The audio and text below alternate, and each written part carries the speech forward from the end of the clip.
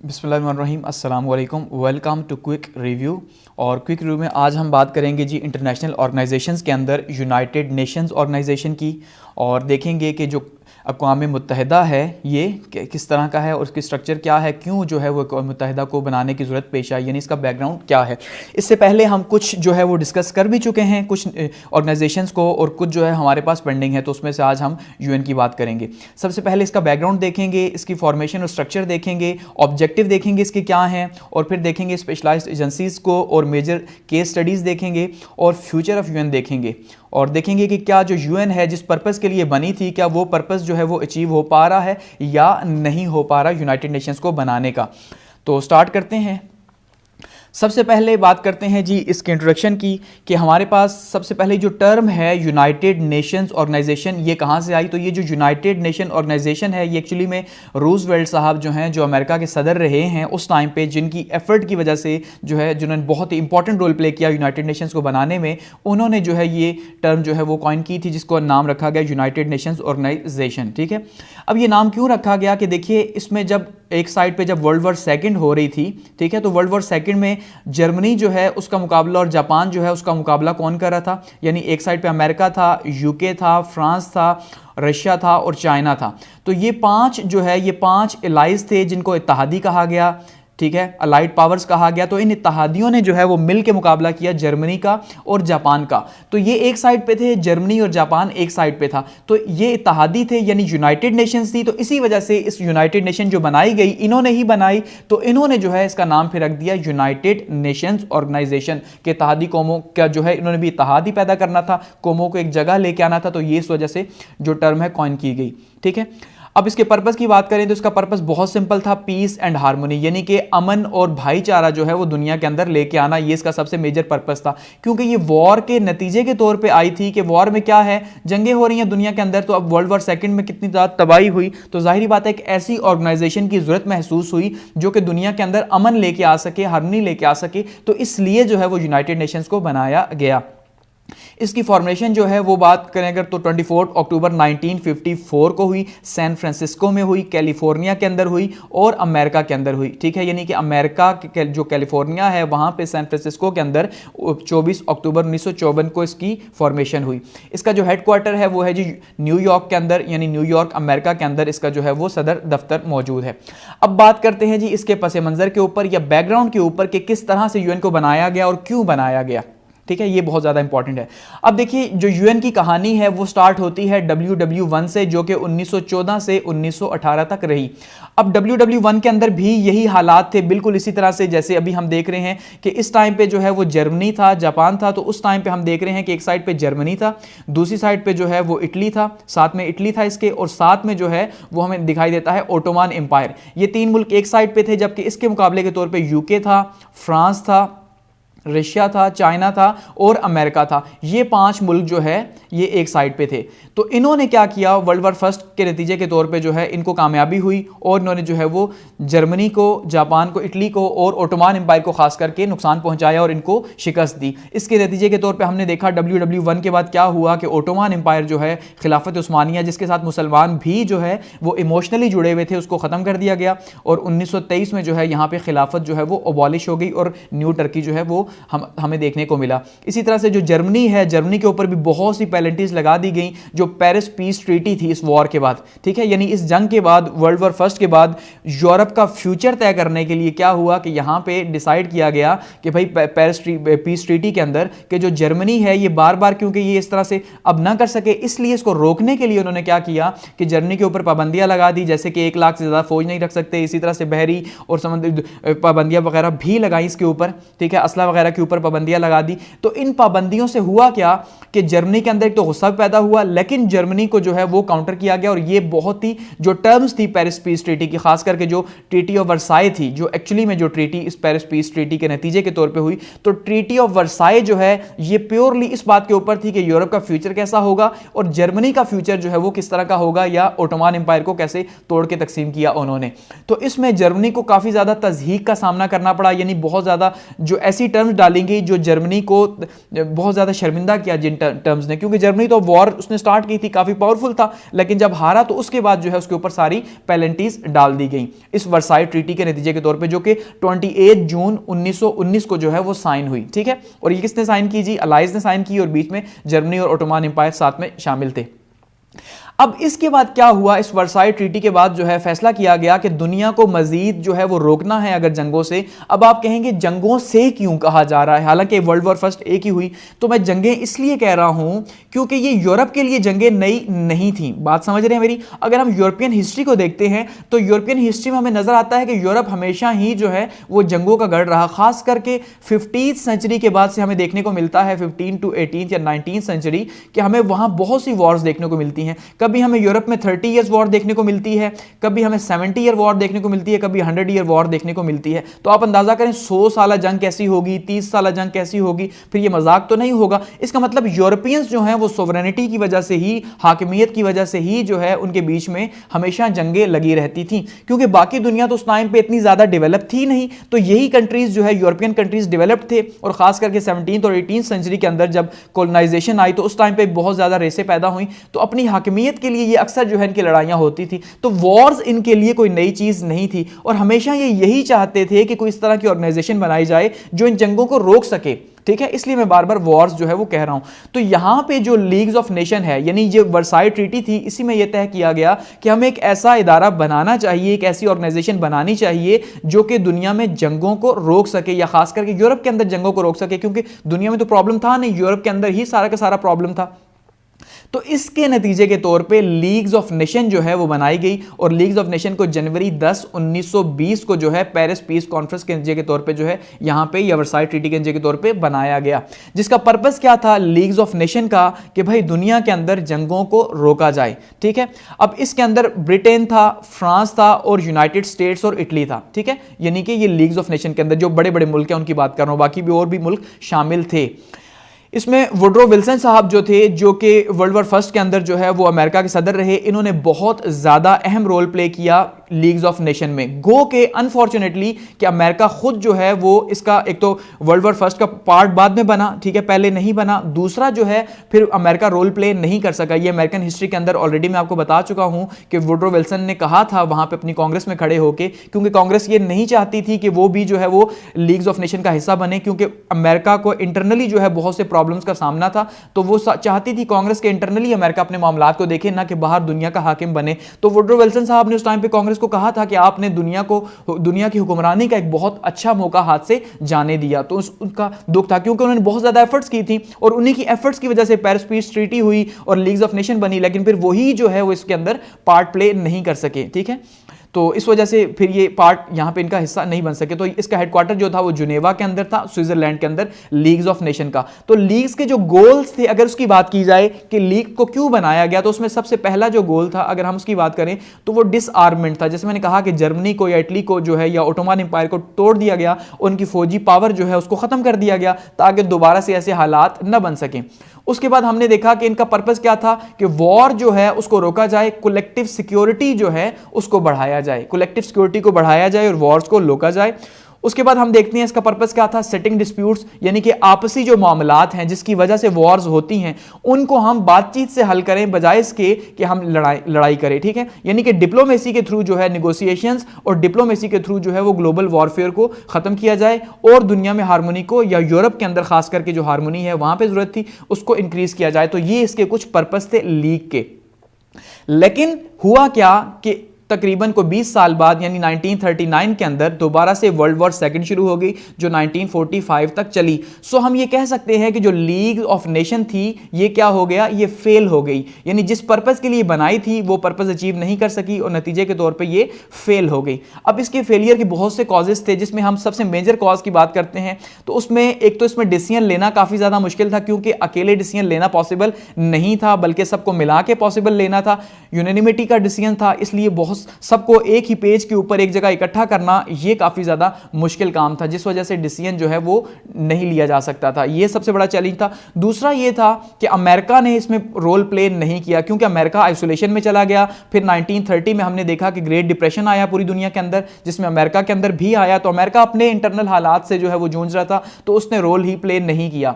तीसरा हम यहां पे ये देखते हैं कि जो जर्मनी के साथ जो टर्म्स थी ट्रीटी ऑफ वर्साई की, कि जिसमें उसको काफी ज्यादा तज़हीक का सामना करना पड़ा था, तो जर्मनी ने क्या किया जी, अपने अंदर जो है वो नाजीज्म यानी एक टर्म लेके आए, आइडियोलॉजी, नाजी आइडियोलॉजी बिल्ड की और अपनी कौम को ये बताया कि भाई आपके साथ बहुत बुरा हुआ, आप इतनी ज्यादा बड़ी पावर थे, आप सुपीरियर हैं, तो आप सुपीरियर हैं, इतनी बड़ी पावर थे, तो फिर आपको ऐसी टर्म्स के ऊपर क्यों जो है वो एग्री किया गया। इसका मतलब हमने बदला लेना है। तो जर्मनी के अंदर जो बदला है ये लेना बहुत ज्यादा इंपॉर्टेंट था जर्मनी के लिए। तो ये आग जो है पनपने लगी। इसी वजह से जर्मनी ने वॉर जो है वो 1939 में बदले की गर्ज से स्टार्ट कर दी और लीग्स ऑफ नेशन को साइड पे फेंक दिया, क्योंकि लीग्स ऑफ नेशन को इतनी पावरफुल थी नहीं। ठीक है, तो इसका मतलब यह है कि लीग्स ऑफ नेशन हो गई फेल।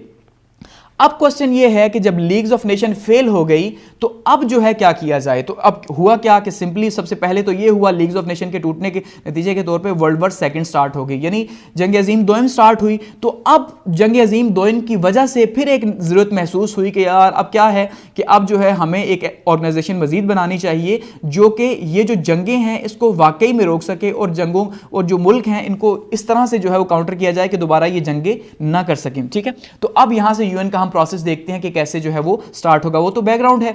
अब यहां पे अगर हम फॉर्मेटिव फेजेस की बात करते हैं तो उसमें हम देखते हैं कि यूनाइटेड नेशंस जो है एक्चुअली में ये अलाइड पावर्स जो थी इन्होंने बनाई। ठीक है, और स्टार्ट में बिग फोर जो है ये थे, जिसमें फ्रांस शामिल नहीं था, क्योंकि फ्रांस के ऊपर तो जर्मनी का कब्जा था 1945 तक, आधी जर्मनी का, इसलिए फ्रांस बिग फोर में शामिल नहीं था। उसमें ब्रिटेन था, यानी जो है वो बरतानिया था, रशिया था, चाइना था और अमेरिका था। ये थे बिग फोर। यही जो बिग फोर थे वॉर के दौरान, वर्ल्ड वॉर सेकंड के दौरान, यही जो है वो काउंटर कर रहे थे। यानी एक साइड पे जो है ये बिग फोर थे, ठीक है, और दूसरी साइड पे जो है वो जर्मनी था और जापान था। तो जर्मनी और जापान का जो मुकाबला कर रहे थे वो यही कर रहे थे। इस बार भी ऐसा ही हुआ कि जो ब्रिटेन है वो तो शामिल था, फ्रांस जो है वो भी शामिल था। ठीक है, वॉर के अलाइज की बात कर रहे हैं अगर, रशिया भी शामिल था, चाइना भी शामिल था। लेकिन जो अमेरिका है ये 1942 के अंदर वॉर में शामिल हुआ, क्योंकि जिस टाइम पे जापान ने बहुत ज्यादा जो है वो पैसिफिक ओशन के अंदर नुकसान पहुंचाया, तो हमने उसके नतीजे के तौर पर गो कि ये मैं डिटेल से वर्ल्ड वॉर्स के अंदर डिस्कस करूंगा।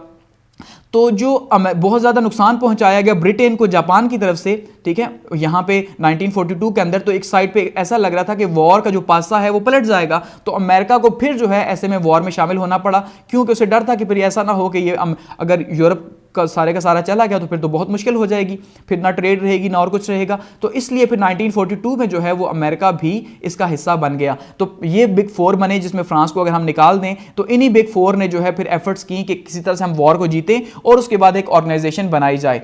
तो इसके लिए सबसे जो पहला स्टेप था, जो फर्स्ट स्टेप था, वो था अटलांटिक ओशन। ठीक है, सॉरी, अटलांटिक ओशन की जो ट्रीटी थी जिसको अटलांटिक चार्टर कहा गया। तो फर्स्ट आइडिया यहां से आया, आइडिया टू एस्टैब्लिश, ठीक है, यूनाइटेड नेशंस, कि भाई एक ऑर्गेनाइजेशन जो है वो एस्टैब्लिश की जाए। ये आइडिया कहां से आया जी? ये आया अटलांटिक चार्टर से।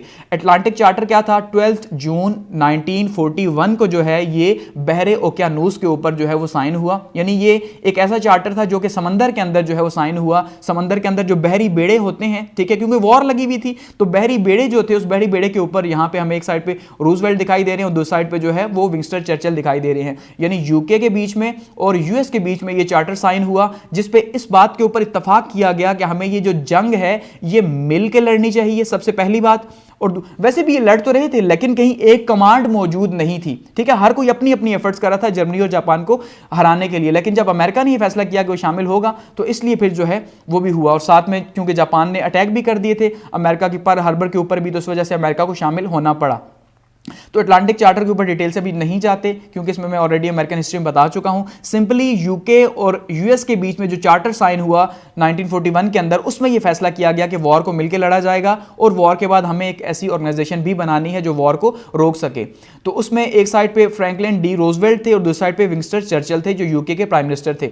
ठीक है, तो यहां पे चार्टर साइन हुआ और ये यूनाइटेड नेशंस का चार्टर था 1 जनवरी 1942 को जो साइन हुआ। अब ये वो यूनाइटेड नेशंस नहीं है जिसकी हम बात कर रहे हैं। यहां यूनाइटेड नेशंस का मतलब इत्तेहादी जो कौमें हैं, ठीक है, इत्तेहादी जो पावर्स थी, उनके बीच में चार्टर साइन हुआ 1 जनवरी 1942 को, इन दो के बीच में। ये है फर्स्ट स्टेप यूएन का। सेकंड स्टेप की अगर बात करें तो सेकंड स्टेप क्या था जी कि बिग फोर जो थे इनका सीक्रेट डिक्लेरेशन हुआ, क्योंकि अब वॉर ने जब फैसला कर लिया इस अटलांटिक चार्टर के अंदर कि हमने वॉर को लड़ना है, तो इन्होंने ये भी तय कर लिया था कि अब हमने नेक्स्ट मीटिंग कब करनी है और किस तरह से हम जो है वॉर स्ट्रेटेजीज को कंबाइन कर सकते हैं, इकट्ठा कर सकते हैं। बात समझ रहे हैं? तो इन्होंने इकट्ठा करना था, इसी वजह से इन्होंने फिर सीक्रेट डेलीगेशन, ये जो बिग फोर थी, इन्होंने क्या किया, बुलाया। वॉशिंगटन कॉन्फ्रेंस इसको कहा जाता है और फर्स्ट वॉशिंगटन कॉन्फ्रेंस कहा जाता है, या फिर इसको आर्केडिया कॉन्फ्रेंस भी कहा जाता है, जो कि सीक्रेट कॉन्फ्रेंस थी कि ताकि जर्मनी और जापान को पता ना चले कि उनके खिलाफ एक कॉन्फ्रेंस हो रही है और वॉर अलायंस बनने जा रहा है। तो इसलिए इसको सीक्रेट रखा गया, बिग फोर ने रखा। यूएस, यूके इसी तरह से इनकी रिप्रेजेंटेशन थी, ठीक है। और इनका पर्पस क्या था कि जॉइंट वॉर सेक्रेटरीट को तश्कील देना। यानी अभी जो वॉर हो रही है उसमें हम क्या देख रहे हैं कि ब्रिटिश जो है, ब्रिटेन अपनी तरफ से वॉर कर रहा है, फ्रांस अपनी तरफ से वॉर कर रहा है, अच्छा रशिया जो है वो अपनी तरफ से वॉर कर रहा है और चाइना जो है वो अपनी तरफ से लड़ रहा है। तो अब प्रॉब्लम यह है कि अमेरिका ने यह कोशिश की कि इन सबको एक जगह इकट्ठा किया जाए, जो जो इकट्ठे हो सकते हैं उन ममालिक को इकट्ठा किया जाए और एक सेक्रेटरीट बनाया जाए जहां से वॉर को हेड किया जा सके, जहां पे एक जनरल उसको हेड करे, चाहे वो बर्री फौज का हो, बहरी का हो, ये पूरी की पूरी कमांड एंड कंट्रोल को एक किया जाए। ये पर्पस सबसे इंपॉर्टेंट था। तो मिलिट्री यूनिटी जो है वो बहुत ज्यादा जरूरी थी जापान और जर्मनी के खिलाफ। तो इस वजह से ये आर्केडिया कॉन्फ्रेंस जो है वो हुई और ये दिसंबर 22, 1941 से लेके जनवरी 14, 1942 तक ये कॉन्फ्रेंस रही। यानी कि इसके अंदर काफ़ी ज़्यादा डिटेल से डिस्कशन की गई और वॉर की जो स्ट्रेटेजी थी उसको तय किया गया। और 29 दिसंबर 1941 को जो है वो एक ड्राफ्ट जो है उसको डिक्लेरेशन का जो ड्राफ्ट था, ठीक है, डिक्लेरेशन का ड्राफ्ट वो तैयार किया गया यहाँ पे कि किस तरह से वॉर जो है उसको मिल के लड़ा जाएगा। मिल के लड़ने के लिए डिक्लेरेशन जो है वो था और बिग फोर जो थे इन्होंने इसके ऊपर साइन किया। यानी इसके अंदर सिर्फ फ्रांस शामिल नहीं था, बाकी जो चारों कंट्रीज थे उन्होंने मिलकर जो है इसके ऊपर सिग्नेचर किए कि हमने वॉर किस तरह से लड़नी और किस तरह से वॉर सेक्रेटरीट जो है उसको कायम किया गया, जिसके अंदर जो है वो आर्मी, नेवी और एयर फोर्स को एक जगह इकट्ठा किया गया ताकि एक जगह पे इंटेलिजेंस शेयरिंग हो सके और आगे बढ़ सके, ठीक है। अब जब ये साइन हो गया बिग फोर के बीच में, तो नेक्स्ट डे जो है वो 22 मोर जो कंट्रीज हैं उन्होंने भी इसे साइन कर दिया। पहले बिग फोर ने साइन किया, तो अब इसके साथ साथ जो इनके हिमायती थे उन्होंने क्या किया, नेक्स्ट डे जो है वो 22 मजीद जो कंट्रीज हैं उन्होंने जो है वो इसको साइन कर दिया। उसके बाद जो है 1942 से लेकर 1945 तक पूरी वर्ल्ड वॉर के दौरान, इन 3 सालों के दौरान मजीद 47 कंट्रीज जो हैं उन्होंने भी जो है इस डिक्लेरेशन को, वॉर डिक्लेरेशन को साइन कर दिया, जो कि फिर उसमें चार्टर ऑफ कॉन्फ्रेंस क्या था कि यूनाइटेड नेशंस डिक्लेरेशन में भी जो है इसको शामिल किया गया। और इस तरह से 50 मुल्कों ने जो है वो इसको फिर क्या किया, साइन किया 26 जून 1945 को, ठीक है। तो फिलहाल आप यहां तक समझ गए कि 2 स्टेप्स हो चुके हैं कि पहला स्टेप अटलांटिक चार्टर था, उसी अटलांटिक चार्टर में यह फैसला किया गया था कि वॉर मिलकर लड़नी है। अब सवाल यह है कैसे मिलकर लड़नी है, तो सेकंड स्टेप जो है वो आर्केडिया कॉन्फ्रेंस हुई, जिसके अंदर यह फैसला किया इन चारों बिग फोर ने कि हमें एक कंबाइन जो है वो क्या बनाना है, सेक्रेटरीट बनाना है वॉर का, जहां से हम इनके खिलाफ लड़ेंगे, जिसके ऊपर बहुत से मुल्कों ने इनके साथ हामी भरी और सिग्नेचर किए। आगे बढ़ते हैं और थर्ड स्टेप की बात करते हैं। थर्ड स्टेप यूएन की राह में क्या था जी कि ओपन डिबेट जो है वो यूनाइटेड नेशन के ऊपर की गई कि अब ये फैसला क्योंकि कर लिया गया था कि एक ऐसी जो है वो बनाई जाए ऑर्गेनाइजेशन जो कि दुनिया को जंगों से रोक सके। तो ऐसे में फिर क्या हुआ कि थर्ड स्टेप हुआ जिसको कहा गया मॉस्को कॉन्फ्रेंस, ठीक है। मॉस्को यानी रूस के अंदर जो है ये कॉन्फ्रेंस जो है वो हुई। तो उस टाइम पे ये कॉन्फ्रेंस हुई जी 18 अक्टूबर से लेके नवंबर 11, 1943 तक, 1943 में हुई, जब ये 3 बड़े जो है मॉस्को के अंदर मिले। और इंटरेस्टिंग बात ये है कि इस पिक्चर को बड़ी अहमियत हासिल है, उसकी वजह ये तीनों ही एक दूसरे के कभी दुश्मन रहे हैं, इसके बाद भी दुश्मन थे इवन। जैसे अब अगर अमेरिका की बात करें, यूएस की बात करें, ये यूएस के प्रेसिडेंट हैं, ये विंस्टन चर्चिल हैं यूके के, और ये जो है यहाँ पे हमें दिखाई दे रहे हैं स्टालिन जो है वो किसके हैं जी, रशिया के। तो ये अब जैसे रशिया और अमेरिका हमेशा ही दुश्मन रहा, खास करके 1917 के बाद से जब रशिया के अंदर रेवोल्यूशन आया तो काफ़ी ज़्यादा इनकी दुश्मनी थी। वहाँ पे यूएसएसआर जो है वो फैलना शुरू हो गया, कैपिटलिज्म वर्सेस सोशलिज्म। लेकिन इसी तरह से इससे पहले जो है वो यूके से अमेरिका ने आज़ादी हासिल की थी, तो यूके और अमेरिका की भी आपस में नहीं लगती थी। लेकिन अब जो है इस जंग ने इन तीनों को एक साथ मिला दिया और एक इकट्ठा जो है एक जगह बिठा दिया। तो मॉस्को कॉन्फ्रेंस हुई, ये तीसरा स्टेप था जिसके अंदर जो है वो दुनिया के फ्यूचर को तय किया गया। तो ये 4 मॉस्को कॉन्फ्रेंसेस थी, ठीक है जी। 4 मॉस्को डिक्लेरेशंस थे, यानी इसके अंदर कॉन्फ्रेंस एक ही थी, 4 डिक्लेरेशंस थे जिसमें ओपन अनाउंसमेंट की गई यूनाइटेड नेशंस के बनाने की कि भाई हमें वॉर के बाद एक यूनाइटेड नेशन ऑर्गेनाइजेशन बनानी है जो कि दोबारा से दुनिया के अंदर जो जंगें हैं इनको रोक सके, ठीक है। जंगों को रोकने के लिए 4 डिक्लेरेशन हुई, ये थर्ड स्टेप था। उसके बाद नंबर 4 स्टेप की अगर बात करें तो वो थी डिप्लोमेटिक मीटिंग्स, कि अब सवाल ये है बनानी तो है लेकिन कैसे, कि ऐसी ऑर्गेनाइजेशन जो वॉर्स को भी रोके, पहले भी एक बनाई और वो फेल हो गई, तो अब ये क्या गारंटी है कि ये बनाएंगे तो पास होगी, इसका मतलब काफी ज्यादा इसके लिए मेहनत करनी पड़ेगी।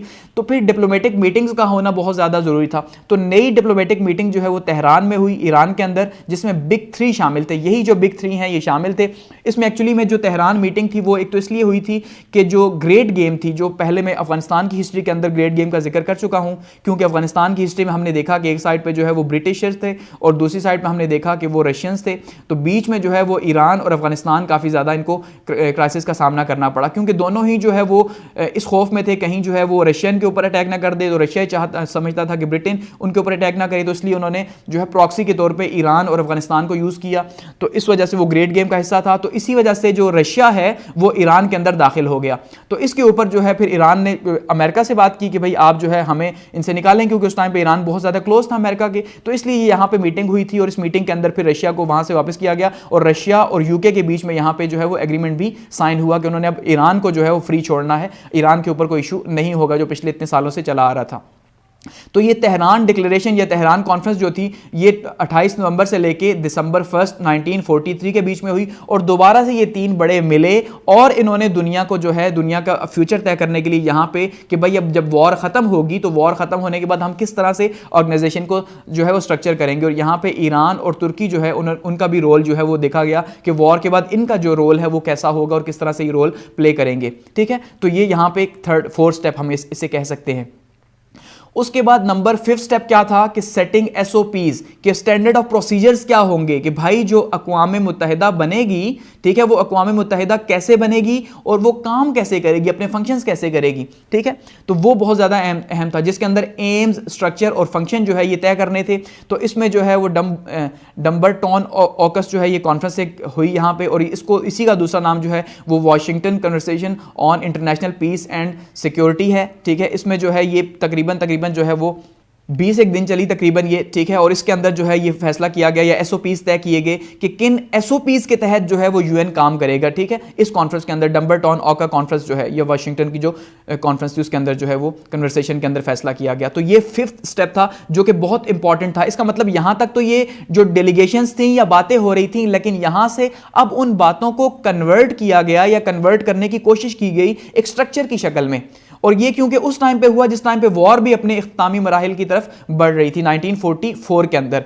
उसके बाद 6th स्टेप आता है या सेकंड लास्ट स्टेप है, हम इसे कह सकते हैं कि पोस्ट वॉर डिसीजन, कि अब जब वर्ल्ड वॉर सेकंड जो है वो हो गई खत्म। ठीक है, वर्ल्ड वॉर सेकंड खत्म हुई और खत्म हुई तो कौन जीता, इत्तेहादी जो है वो जीत गए और जर्मनी को जो है वो हो गई शिकस्त। जर्मनी और जापान जो है उसको शिकस्त होगी और इत्तेहादी जीत गए। तो अब ये जितनी भी मीटिंग्स वॉर के दौरान हुई थी और इनकी कंबाइन कोशिशों के नतीजे के तौर पे ही वॉर जीते, अदरवाइज ये वॉर न जीत सकते वर्ल्ड वॉर सेकंड। तो ये जो कंबाइन जो एफर्ट्स थी उसके नतीजे के तौर पे जीत गए। तो अब ये टाइम था फैसला करने का कि हमने जो इतने मीटिंग्स की हैं इतनी हाई लेवल की, अब वो मीटिंग्स ये तय करेंगी कि हमने किस तरह का स्ट्रक्चर बनाना है। तो ये पोस्ट वर्ल्ड वॉर सेकंड जो है डिस्कशंस थी और इसमें खास करके जो याल्टा कॉन्फ्रेंस है जो कि जिसको माना जाता है कि यूएन जो है वो इसी डिक्लेरेशन के तहत बना, याल्टा कॉन्फ्रेंस के तहत समटाइम इसको माना जाता है, जो कि क्रीमिया का एक इलाका है। ठीक है, वहां पे जो है क्रीमिया उस टाइम पे जो आज क्रीमिया और आप देख रहे हैं एक साइड पे क्रीमिया है, ठीक है, यूक्रेन खास करके जिस क्रीमिया यूक्रेन का हिस्सा है,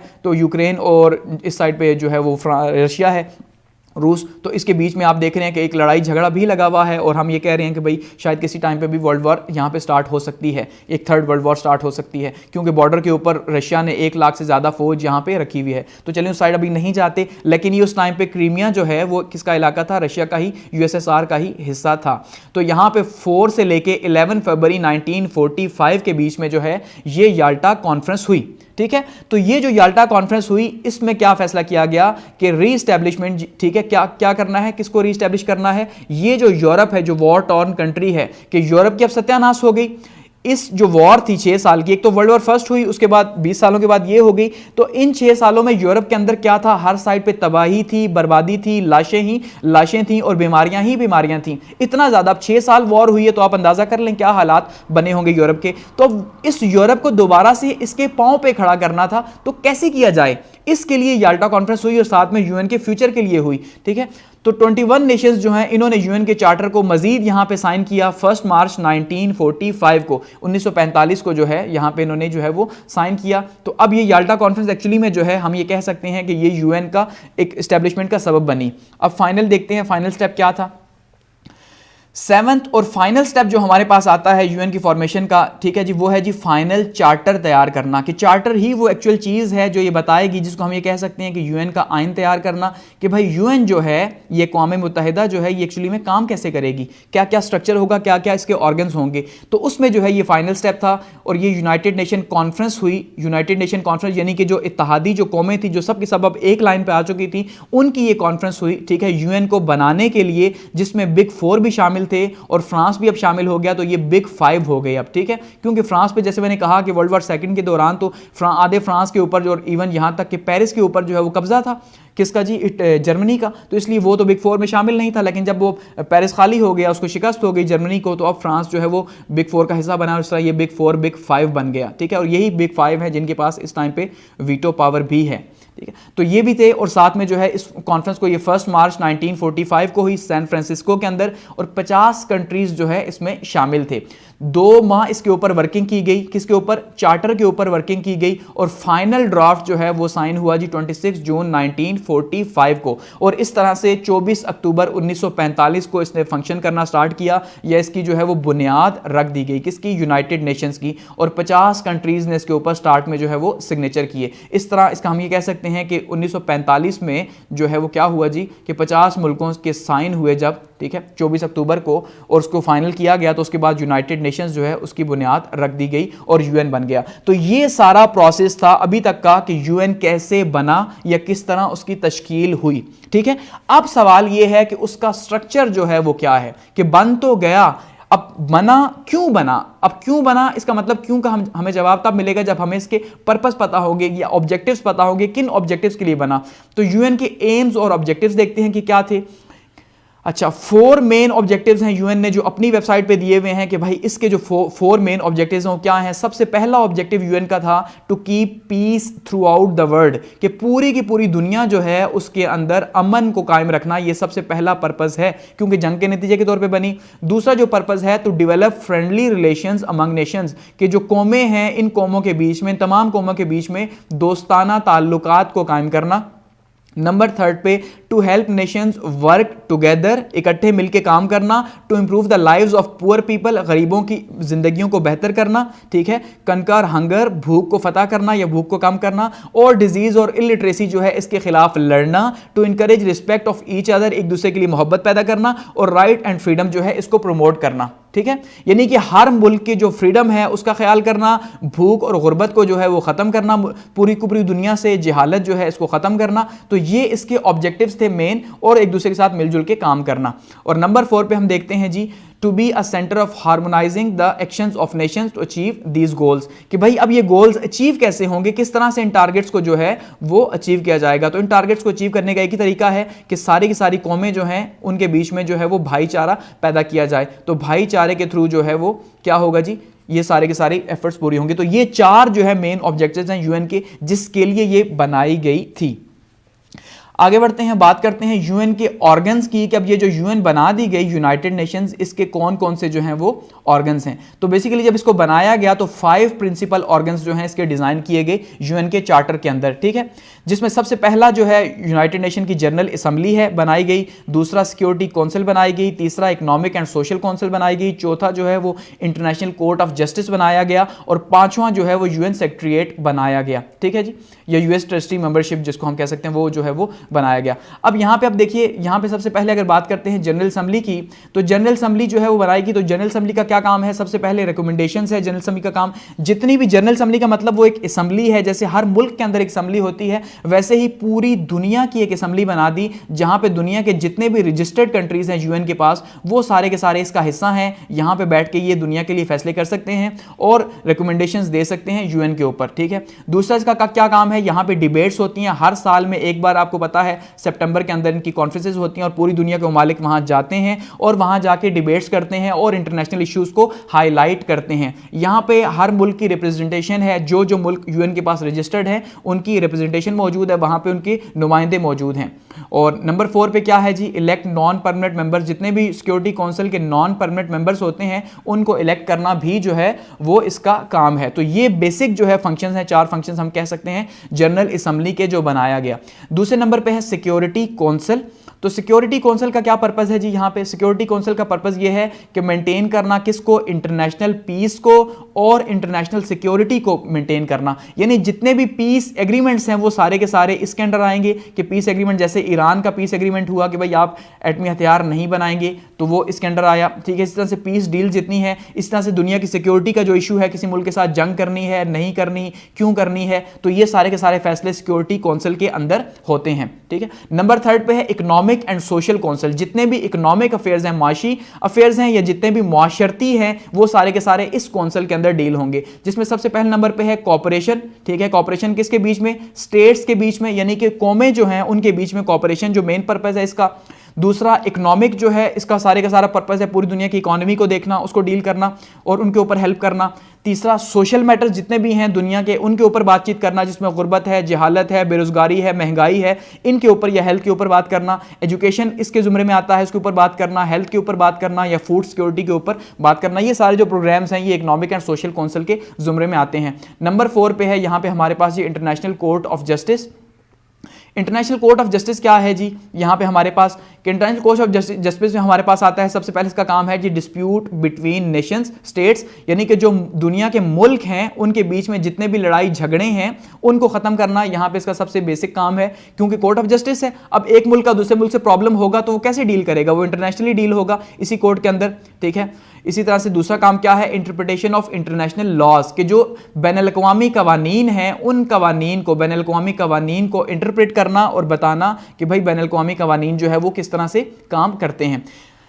अच्छा, 5वें नंबर पे है जी इसका जो ऑर्गन है वो है यूएन सेक्रेटरीट। के यूएन सेक्रेटरीट जो है वो काम कैसे करेगा। अब पूरे का पूरा यूएन का जो स्ट्रक्चर है एक्चुअली में वो यूएन सेक्रेटरीट के अंडर ही जो है वो काम करता है एक तरह का, ठीक है। उसमें उसका सबसे पहला काम है कंट्रोल एडमिनिस्ट्रेशन, के यूएन की पूरी एडमिनिस्ट्रेशन को, यूएन की ब्यूरोक्रेसी को, जिसे इंटरनेशनल ब्यूरोक्रेसी भी कहा जाता है, इसको कंट्रोल करना इसका काम है। नंबर 2 इसका काम है यूएन जो ऑफिसेज हैं उनको हैंडल करना, जितने भी यूएन की सब डिवीजन्स हैं, ऑफिसेज हैं, उनको सेक्रेटरीट हैंडल करता है। और management of UN affairs and जो इसके जितने भी इवेंट्स वगैरह होते हैं, मैनेजमेंट होती है, वो सारे का सारा यूएन सेक्रेटरीट ही करता है, ठीक है। अच्छा, ये नंबर 6 पे जो है इसका एक ऑर्गन है जो कि अब इस टाइम पे फिलहाल काम नहीं कर रहा, वो है यूएन ट्रस्टीशिप काउंसिल। ये जब 1945 में जब यूएन बनाया गया था, ठीक है, बनाई गई थी, तो उस टाइम पे ये ऑर्गन मौजूद था, लेकिन 1994 से अब ये फंक्शनल नहीं है। और ये क्यों बनाई गई थी, उस टाइम पे तकरीबन 16 के करीब जो है वो टेरिटरीज थी जो कि अफ्रीका के अंदर थी, जिनके बारे में ख्याल था कि वो अपने आप को मैनेज नहीं कर सकती, अपने आप को नहीं चला सकती, तो उनको ये कहा गया था कि यूएन के इस इदारे के तहत जो ट्रस्टीशिप है इसके तहत चलाया जाएगा। लेकिन इसमें आखिरी मुल्क जो है वो 1994 में भी आज़ाद हो गया, तो अब इसमें कोई भी नहीं, इसलिए ये डिसफंक्शनल है, ये काम नहीं कर रहा। तो ये 5 इदारे ही जो है वो काम कर रहे हैं। तो ये क्या है, बेसिक ऑर्गन्स हैं जो स्ट्रक्चर है यूएन का। अब इसमें हम जिक्र करते हैं सिक्योरिटी काउंसिल का, जिसमें हमने सेकंड में जिक्र किया था कि सिक्योरिटी काउंसिल एक बहुत इंपॉर्टेंट इदारा है। तो ये इसका स्ट्रक्चर क्या हो, ये कैसे काम करता है। एक्चुअली में हम ये कह सकते हैं कि जो सिक्योरिटी काउंसिल है ये मोस्ट पावरफुल इंस्टीट्यूशन है दुनिया का, कि दुनिया के जितने भी इंपॉर्टेंट फैसले हैं वो सारे के सारे सिक्योरिटी काउंसिल करता है, या यूं कहें सिक्योरिटी काउंसिल की आड़ में ही फैसले किए जाते हैं। यानी वो मुल्क, जैसे अब अगर अमेरिका है, अमेरिका को किसी भी मुल्क के खिलाफ अगर कुछ करना होगा तो अमेरिका सिक्योरिटी काउंसिल को यूज करेगा और सिक्योरिटी काउंसिल के थ्रू फैसला ले लेगा, ठीक है। तो दुनिया के सारे जो पावरफुल फैसले हैं वो सारे के सारे सिक्योरिटी काउंसिल के अंदर हैं। तो सिक्योरिटी काउंसिल के टोटल रुकन है जी 15, जिसमें जो 5 हैं वो परमानेंट मेंबर्स हैं। P5 वही P5 हैं जिनको हमने कहा था जो वॉर में जीते हुए थे, यानी कि उसमें यूएस है, रशिया है, चाइना है, यूके है और फ्रांस है, ठीक है। तो ये इन्होंने ही जो है वो यूनाइटेड नेशन बनाई थी, तो यही जो है 5 परमानेंट मेंबर्स हैं, क्योंकि इन्होंने बनाई थी इसलिए परमानेंट है। इन्हीं के पास ही वीटो पावर है, इनकी मर्जी के बगैर कोई भी यहां से रेजोल्यूशन पास नहीं हो सकती, ठीक है। तो इसका मतलब यह है कि जब भी कोई रेजोल्यूशन यहां से पास करनी होगी तो उसके ऊपर कोई भी वीटो नहीं होना चाहिए। मेजॉरिटी तो होगी ही होगी सिक्योरिटी काउंसिल की कि 7 से 8 मेंबर्स उसे वोट देंगे, लेकिन साथ में कोई वीटो भी नहीं होना चाहिए। तो इन 5 के पास वीटो पावर है और 10 जो है नॉन परमानेंट मेंबर्स हैं जो कि 2-2 साल के लिए जो है वो मेंबर्स बनते हैं, जिसका हमने कहा कि सिक्योरिटी जनरल असेंबली फैसला करती है। ठीक है, अच्छा 5 परमानेंट मेंबर्स हैं जिनके पास वीटो पावर है। अच्छा जी, प्रेसिडेंसी जो है वो सिक्योरिटी काउंसिल की वो रोटेट करती है अल्फाबेटिकली हर मंथ में। ठीक है, यानी हर मंथ इसकी प्रेसिडेंसी चेंज होती है और अल्फाबेटिकल ऑर्डर्स के थ्रू A, B, C जिस मुल्क का भी नाम पहले आता है तो उस तरह से वो चेंज होती जाती है। और इसमें जो परमानेंट मेंबर्स हैं US है, UK है, फ्रांस है, चाइना है और रशिया है।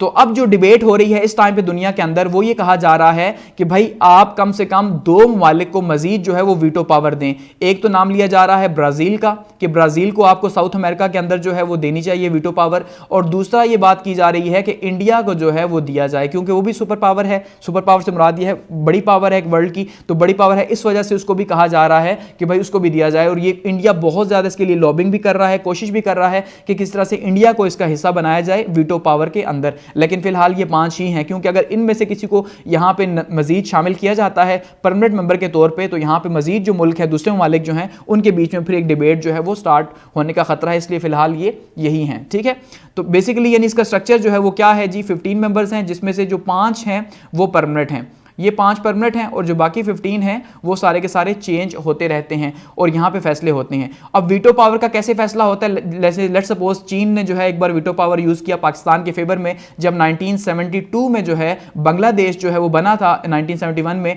तो 1972 में उसको अब अलग मुल्क के लिए जो है वोट लेने थे, लेकिन पाकिस्तान ने चीन के थ्रू उसको जो है वो वीटो कर दिया, तो वो मुल्क वहाँ पर नहीं बन सका, यानी कि उसको उस टाइम पर वोट नहीं मिल सके जो कि बाद में फिर जो है वो एफर्ट्स के थ्रू बने। तो इसका मतलब यहाँ पे ये जो है इसी तरह से पाकिस्तान के अगर इंडिया के अगर अगेंस्ट कोई चीज़ आती है तो रशिया उसको जो है वो वीटो कर देता है। हिस्ट्री के अंदर हमने यही देखा कि रशिया जो है वो वीटो पावर का यूज़ करता है इंडिया के हक के लिए और चाइना जो है वो पाकिस्तान के हक के लिए जो है वो यूज़ करता है वीटो पावर। आगे बढ़ते हैं। अच्छा, अब हमारे पास यूएन की जो मेजर स्पेशलाइज्ड एजेंसीज हैं वो यहाँ पे हमारे पास आती हैं। ये वो सारी की सारी जो है इसकी सब एजेंसीज हैं जो कि काम कर रही हैं दुनिया में, जो जिस एजेंसी का नाम है वो उसी के ऊपर ही खास करके काम कर रही है। और ये हमारे पास इनकी जो तादाद है वो 15 है। ठीक है, 15 जो है बेसिक है और साथ में 5 जो है वो इसकी सब डिवीजन्स है जो कि मुख्तलिफ एजेंसीज काम कर रही हैं। जैसे हम ये कह सकते हैं फूड एंड एग्रीकल्चर है, FAO जिसको हम कहते हैं ऑर्गेनाइजेशन है, ये फूड और एग्रीकल्चर के ऊपर पूरी दुनिया में काम कर रही है। सेकंड पे है इंटरनेशनल सिविल एविएशन ऑर्गेनाइजेशन, पूरी दुनिया पे ये काम कर रही है, सिविल एविएशन के हवाले से काम कर रही है। ठीक है, जो खलाई रूल्स वगैरह है इनके हवाले से। International fund for agriculture development है, ये एग्रीकल्चर के फंड्स के हवाले से है। इंटरनेशनल लेबर ऑर्गेनाइजेशन है, लेबर्स के हवाले से है। इंटरनेशनल मैरीटाइम ऑर्गेनाइजेशन, समंदरों के हवाले से, उनके लॉज के हवाले से। इंटरनेशनल मॉनेटरी फंड IMF आप देख लें वो काम कर रहा है। क्या काम कर रहा है जी, दुनिया को कर्ज देने के लिए और खास करके पाकिस्तान के हवाले से तो हम इसे कुछ ज़्यादा ही जानते हैं कि कैसे वो जो है वो अपनी बातें मनवाता है या दुनिया के अंदर किस तरह से अपनी मोनोपोली जो है वो IMF क्रिएट कर रहा है। ये भी इसकी एजेंसी है UN की। ठीक है, इंटरनेशनल टेलीकम्युनिकेशन यूनिट है। इसी तरह से United Nation Education Scientific and Cultural Organization जिसको यूनेस्को कहा जाता है जो कि हर जगह काम कर रहा है। ठीक है, United Nation Industrial Development Organization है। इसी तरह से यूनाइटेड पोस्टल यूनियन है 10वें नंबर पे। 11वें पे है वर्ल्ड बैंक। अच्छा जी, वर्ल्ड बैंक ग्रुप पूरे का पूरा है। ठीक है, और समटाइम इसी को हम कहते हैं कि भाई IMF का हिस्सा है। अच्छा, इसी के अंदर अब वर्ल्ड बैंक ग्रुप जो है, क्योंकि ग्रुप है तो इसके अंदर फिर डिफरेंट जो है वो इदारे बने हुए हैं। अच्छा, इसके अंदर जो है international bank of reconstruction and development है इसी ग्रुप के अंदर। इंटरनेशनल फाइनेंस कॉर्पोरेशन है इसी के अंदर। इंटरनेशनल डेवलपमेंट एसोसिएशन है इसी के अंदर। ठीक है, नंबर 12 पे है वर्ल्ड हेल्थ ऑर्गेनाइजेशन जो कि इस टाइम पे सबसे ज़्यादा हमें एक्टिव नजर आती है। खास करके कोविड के टाइम पे हम ये देख रहे हैं कि सबसे ज़्यादा जो रोल है वो यही UN का इदारा प्ले कर रहा है कि हम ये कह सकते हैं कि UN यहाँ पे इस लेवल के ऊपर कम से कम काम ज़रूर कर रहा है। 13 के ऊपर हमारे पास है जी वर्ल्ड इंटेलेक्चुअल प्रॉपर्टी ऑर्गेनाइजेशन। 14 पे है वर्ल्ड मेट्रोलॉजिकल ऑर्गेनाइजेशन। ठीक है, और 15 पे है वर्ल्ड टूरिज्म ऑर्गेनाइजेशन। अब इसके अलावा जो सब हैं सब डिवीजन्स में अगर हम देखें तो उसमें है हमारे पास comprehensive nuclear ban treaty organisation preparatory commission है हमारे पास। ठीक है, कि न्यूक्लियर जितने भी बैंड ट्रीटीज़ वगैरह है या जो भी इसके ऊपर काम होता है वो सारे का सारा जो है इस इदारे के अंडर है। इंटरनेशनल एटॉमिक एनर्जी है। ठीक है, उस एजेंसी पूरे का पूरा जो एटॉमिक एनर्जी के हवाले से जो काम है वो इस इदारे के अंडर आ रहा है। इंटरनेशनल ऑर्गेनाइजेशन फॉर माइग्रेशन हैं, जितने भी माइग्रेशन हैं इस इदारे के अंडर हैं। Organization for prohibition of chemical weapons, जो केमिकल वेपन्स को रोकना है वो इस इदारे के अंडर है। वर्ल्ड ट्रेड ऑर्गेनाइजेशन है, जितनी भी ऑर्गेनाइजेशन वगैरह जो रजिस्टर होती हैं ठीक है, वो इसी इदारे के अंडर होती हैं। तो ये मेजर जो हैं वो एजेंसीज हैं यूएन की, कि जो यूएन के अंडर जो है वो सारी की सारी काम कर रही हैं यूएन के अंदर, या मेजर ये ओवरऑल सारी की सारी एजेंसीज हैं। आगे बढ़ते हैं और एट दी एंड बात करते हैं जी फंडिंग के हवाले से, कि फंडिंग जो है वो यूएन की कहाँ से है। तो यूएन की जो फंडिंग है वो वॉलंटरली कंट्रीब्यूशन होती है हर मेंबर स्टेट की। अब यूएन के जितने भी मेंबर्स हैं वो सारे के सारे, यानी अगर 196 मेंबर्स हैं तो 196 मेंबर्स अपनी कंट्रीब्यूशन जो है वो खुद करेंगे अपने हिसाब से। और ये हिसाब क्या होगा, जो उनका जो बजट है, ठीक है, उसके अंदर जो जीडीपी है उस जीडीपी के हिसाब से होगा। कि अब कोई गरीब मुल्क है वो तो नहीं कर सकता, लेकिन जिनके जीडीपी काफ़ी अच्छे हैं जाहिर बात है वो कर सकते हैं। तो उसमें हमारे पास जो 2020 का जो बजट आया वो $3.1 बिलियन था यूएन का। और ये बजट पास कौन करता है, ये जनरल असेंबली से पास होता है। 2019 से लेके 2021 तक की जो पीस कीपिंग जो मिशन है यूएन के, ठीक है, जिसका मकसद क्या है कि अमन को दुनिया में कायम रखना और इसके लिए काम करना। तो उसमें हम देखते हैं कि सबसे ज्यादा जो कंट्रीब्यूशन है वो अमेरिका ने की 27.89%, उसके बाद चाइना ने की 15%, यानी बहुत ज्यादा डिफरेंस है। उसके बाद जापान ने की 8.56%, जर्मनी ने की 6.09% और यूके ने की 5.78%। तो ये वो कंट्रीब्यूशन है जो वॉलंटायरली कंट्रीब्यूशन है, और जो कंट्रीब्यूशन क्यों की गई, पीस कीपिंग के लिए यूएन में 2019 से 21 में की गई, और यूएन इसी तरह से काम करता है।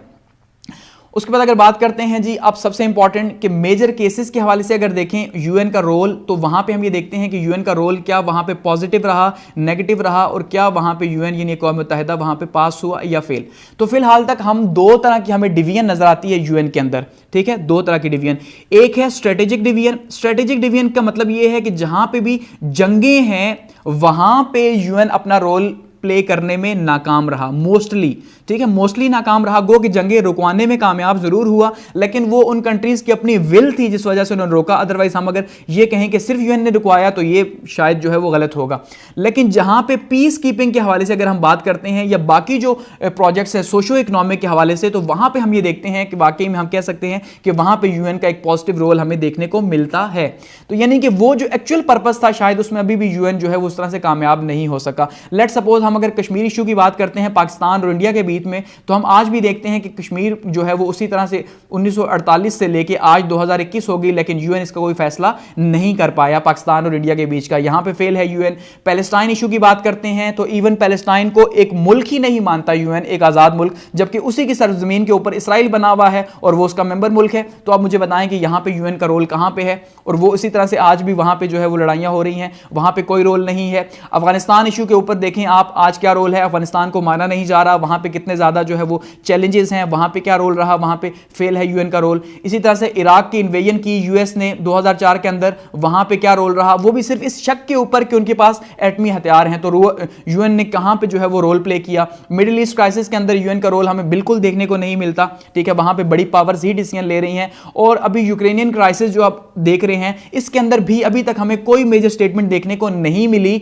या यूएन की कोई मेजर एफर्ट देखने को नहीं मिली कि उन्होंने जो है वो रशिया को रोका हो या यूक्रेन को रोका हो या अमेरिका को जो है वो समझाया हो कि भाई आपने ऐसा नहीं करना। तो इसका मतलब जहां पे भी पावर है, ठीक है, वहां पे यूएन कहीं पे रोल प्ले नहीं कर रहा। यहां पे हमें दिखाई देता है माइट इज राइट, कि जिसकी लाठी उसकी भैंस। वही जो मुल्क हैं जो वीटो पावर रखते हैं वो आपस में ही लड़ रहे हैं, आपस में ही दुनिया को तकसीम किया हुआ है, और आपस में ही जो है आपस के ताल्लुकात में किसी को वो सामने नहीं रखते। अपने जो उनके मफादात हैं, ठीक है, जो पर्सनल इंटरेस्ट है उनके, उन्हीं को वो पूरा कर रहे हैं, दुनिया के इंटरेस्ट को कहीं पे नहीं देख रहे। तो वो इसी वजह से उनके पास वीटो पावर भी है शायद, क्योंकि वो उन्होंने बनाया यूएन। तो यूएन एक्चुअली में मोनोपोली है इन वीटो पावर्स की, P5 की। तो यही जो P5 हैं यही दुनिया के पीस को भी खराब कर रहे हैं। आप देखिए सबसे ज्यादा दुनिया के पीस को कौन खराब कर रहा है, अमेरिका। उसके बाद कौन खराब कर रहा है, रशिया, ठीक है। तो अमेरिका और रशिया सबसे बड़ा प्रॉब्लम है, हमेशा से ही अमेरिका और रशिया सबसे बड़ा प्रॉब्लम रहे हैं। और साथ में इनकी अगर सपोर्ट देखें तो हमें फ्रांस नजर आता है, यूके नजर आता है, ठीक है। तो इसका मतलब यह है कि कहीं पे भी पॉजिटिव रोल जो है वो प्ले हो ही नहीं रहा इन स्ट्रेटेजिक मामलात के अंदर। हाँ, जैसे सोशो इकोनॉमिक के अंदर अगर हम बात करें तो वहां पे जो है वो यूएन कहीं ना कहीं रोल प्ले कर रहा है। दुनिया की गुर्बत खत्म करने में, पॉवर्टी में, हेल्थ में, फूड में कहीं ना कहीं हमें दिखाई देता है कि यूएन रोल प्ले कर रहा है। खासकर क्लाइमेट चेंज के अंदर भी हम ये कह सकते हैं कि इसके जो गोल्स हैं उस पर काफी ज्यादा काम हुआ भी है, और यूएन ने यहाँ पे जो है क्लाइमेट चेंज के ऊपर काम किया है। तो यहाँ पे एक इसका पॉजिटिव रोल रहा है, क्लाइमेट चेंज के ऊपर अभी मुसलसल चल रहा है। मिलेनियम डेवलपमेंट गोल्स के अंदर यही पॉवर्टी है, हेल्थ है और फूड के इश्यूज हैं जिसको टारगेट दिया हुआ है यूएन ने कि भाई ये इसको कवर करेगा। कुछ तो 2015 के अंदर खत्म भी हो गए, जिसमें कुछ जो है वो कामयाबी यूएन को मिली भी है। ठीक है, तो यहां पे कुछ ना कुछ काम हो रहा है। वर्ल्ड फूड प्रोग्राम के अंदर हम देखते हैं कि कहीं ना कहीं यमन के अंदर काम हो रहा है, कहीं जो है वो शाम के अंदर काम हो, यानी कुछ ना कुछ ना होने से कुछ ना कुछ होना बेहतर है। Something is better than nothing. तो यहां पे कुछ ना कुछ हो रहा है। ठीक है, इसी तरह से माइग्रेशन के हवाले से इसका एक रोल रहा है, ये हम कह सकते हैं माइग्रेशन के हवाले से ये सपोर्ट करता है। ठीक है, अच्छा, वर्ल्ड हेल्थ के हवाले से हमने देखा, जैसे मैंने कहा कि कोविड के हवाले से जो है बहुत ज़्यादा काम किया यूएन ने, वैक्सीनेशन के हवाले से काम किया, गरीब मुल्कों को जो है वो फ्री वैक्सीनेशन की प्रोवाइड की, तो वहाँ पे उन्होंने काम किया। तो यहाँ पे सोशो जो इकोनॉमिक इश्यूज हैं यहाँ पे यूएन कामयाब है और काफ़ी ज़्यादा इसकी गुड एफर्ट्स हैं, लेकिन जहाँ पे वॉर है, जहाँ पे पावर है, वहाँ पे यूएन फिलहाल कंप्लीटली हमें फेल ही दिखाई देता है। ठीक है, पाकिस्तान के हवाले से बात करें तो हमें कश्मीर के हवाले से कहीं पे भी आज 72 साल 75 साल गुजर चुके हैं, कहीं पे पॉजिटिव रिस्पांस नहीं मिला, हमारे हवाले से भी कोई पॉजिटिव रोल नहीं। गो के 1948 की वॉर हमने इसके कहने पे रोकी, 1965 की वॉर इसके कहने पे रोकी, 1999 की जो कारगिल वॉर थी इसके कहने पे रोकी। वॉर्स हमने रोक तो दी क्योंकि हमारा पर्सनल इंटरेस्ट भी था, लेकिन उसका कोई फायदा नहीं हो सका। ठीक है, ना ही कश्मीर के लोगों के लिए। अच्छा, जैसे अब इसको हम अगर कहें तो स्ट्रेटेजिकली जो है यूएन फेल है, और सोशियो इकोनॉमिक इश्यूज़ के अंदर हम ये कह सकते हैं कि इसका पॉजिटिव रोल है, वहाँ पे हम इसे कह सकते हैं कि पास हुआ है किसी ना किसी सूरत में। ठीक है, तो ये अब आप तक है कि आप यूएन के रोल को किस तरह से देखते हैं। एक्चुअली में जो है यूएन का रोल दोनों तरह से ही है, कहीं पॉजिटिव है कहीं नेगेटिव है, लेकिन जो सबसे इंपॉर्टेंट इशू है वो यही P5 का है, P5 की मोनोपोली का है। इसके ऊपर जो है एक डिबेट की जरूरत है, इसको रिकंस्ट्रक्ट करने की जरूरत है कि किस तरह से जो है यूएन अपने फंक्शंस को बेहतर तरीके से अंजाम दे सकता है कि जिसमें किसी की भी मोनोपोली ना हो, ना अमेरिका की हो, ना रशिया की हो, किसी मुल्क की कोई मोनोपोली ना हो। ठीक है, तो यहाँ पे हम इसको क्लोज करते हैं यूनाइटेड नेशंस को, और ये सारे का सारा स्ट्रक्चर और इसका बैकग्राउंड था। तो फीडबैक के लिए कमेंट सेक्शन मौजूद है, और थैंक्स फॉर वॉचिंग।